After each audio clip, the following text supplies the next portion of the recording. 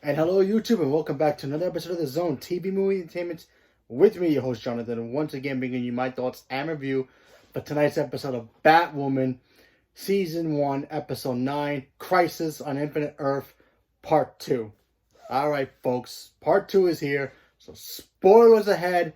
If you've been warned, I'm going full on spoilers because let's face the facts.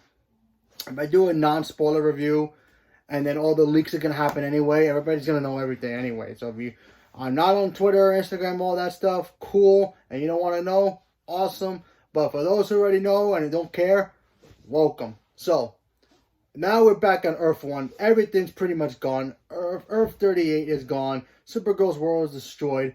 And everybody's there now. Now they have to pretty much gather a group of heroes who's supposed to be destined to help with this crisis. And I'm going to list off a bunch of the new Earths that we got to see in this thing. Give me 1 second. So, we got to see a whole bunch of new Earths in here, and it was insanity.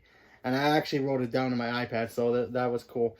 So, we all know that, and besides, Batgirl is the newest, member of the, DC family on TV, of course. And all this is, kind of new to her. We got to see the return of Lex Luthor, and we got to see the Book of Destiny return, and of course, we got to see some great cameos as well. So, one cameo I'm gonna start with is Earth 74. Now, Earth 74 is the home of the Legends. However, in this world, the Legends are retired, and the Wave Rider is destroyed or not working properly, and Mac is pretty much the only one left. He has his own Gideon, which, by the way, is voiced by the actor who plays Captain Cold. They brought him back for this one little cameo. I thought it was pretty cool. So that's Earth 75. I'm sorry, Earth 74. My bad. So then we get to Earth 99, where Batwoman and Kara have to go find the Bat hero who's supposed to help with the crisis. Now, we all knew that Kevin Conroy, and if you don't know who he is, Kevin Conroy plays the voice of Batman in the animated show. We got to see him live action, Bruce Wayne, and his cameo, while short but very interesting. Not super short where he just shows up, says hi, and then disappears. No, it was a pretty extended scene for him, and I appreciated it. He was actually kind of a douche, if you will. He wasn't very kind. He wasn't very Batman-like. And he was in this brace. We didn't know what happened to him. A lot of people speculated, oh, this is the version of Bruce Wayne. He's retired. He's broken because of what Bane did to him. There's actually a graphic novel, a comic book, where Bane breaks Batman's back. He has to stay away from being Batman for like a long time. Or maybe in this Earth it changes. Nope, we find out in this episode that Superman was the one who did it. And then Batman killed Superman in that world. Obviously, Kara found out. She got pissed. So this got me thinking, is this the Frank Miller universe? Frank Miller, who created the Dark Knight Returns comic book, one of the greatest comic book graphic novels of all time. Could be a possibility. Could be a different version. The one he goes, I'm the one man who beat you. Is that graphic novel? Could be the same one. I thought that was pretty cool. We got to see him talk to Kate Kane. He had some cool trophies. He had the Joker card. He had the Riddler staff. He had Mr. Freeze's little Nora Freeze's crystal thing that he carries. That was pretty cool. We got to see the entrance to the Batcave, which, by the way, is from the animated series, which says Clock. And I thought that was really cool.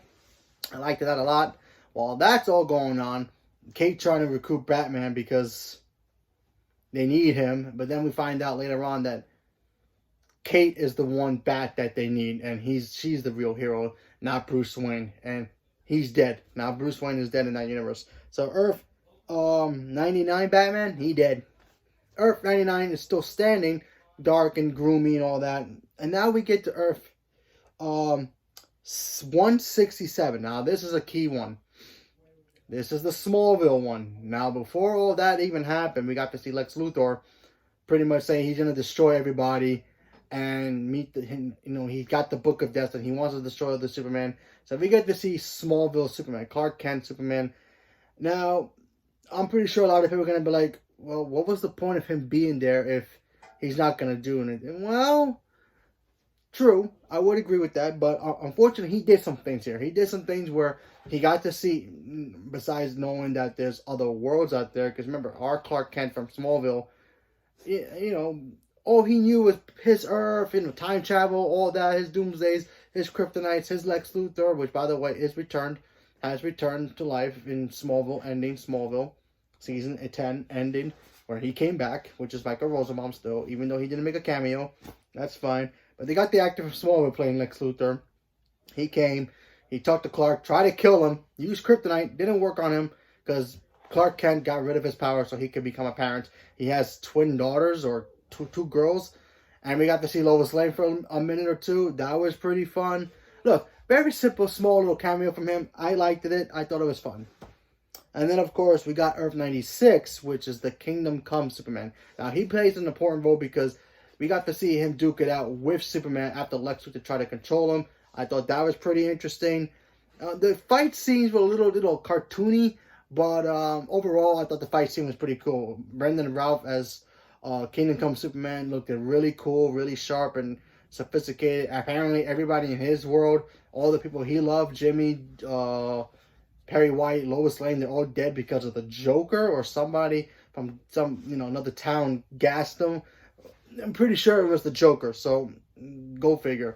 That was my only clue to that. We got to see that. And then, of course, on Earth 18, we got to meet Jonah Hex, who is trying to stop Sarah, Mia, Constantine, and Barry trying to bring back Oliver Queen. Now, this is important here, people. Oliver Queen, we all know, died in yesterday's episode. Spoiler, I'm sorry, but he's dead. But why did he die so early? That has always been the question in my head since last night. Because, it's funny. If he was going to die and not come back at all, save it for his part of his show, or the end of the show, which would be Legends. You figure you save it, Tony Stark died in, Endgame at the very end, and then he wasn't going to come back. We all knew that. And if he died super early, we all knew he was going to come back. So we all knew Oliver was going to come back in some shape or form. But the question is what's going to happen now? He's back. They brought him back with the Lazarus Pit from Earth, give me 1 second, I apologize. Earth 18, which Jonah Hex was protecting, and they took him out. They brought him back, and obviously his soul is still not intact, so Constantine has to bring him back somehow. But Oliver's like a wild animal right now, so they have to knock him out.